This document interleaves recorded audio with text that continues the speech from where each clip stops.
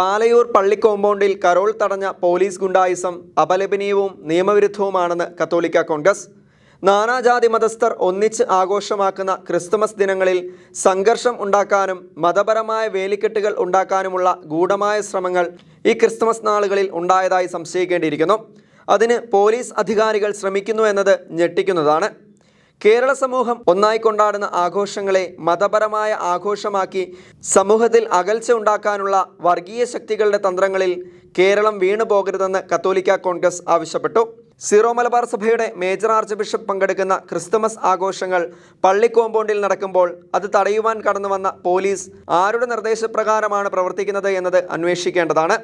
സംഘർഷങ്ങൾ ബോധപൂർവം ഉണ്ടാക്കി ഇരയുടെയും വേട്ടക്കാരുടെയും ഒപ്പം നിന്ന് കലക്കവെള്ളത്തിൽ നിന്ന് മീൻ പിടിക്കുക എന്ന നയം സ്വീകരിക്കുന്ന രാഷ്ട്രീയ നേതൃത്വങ്ങളെ കേരള സമൂഹം തിരിച്ചറിയുന്നുണ്ട്.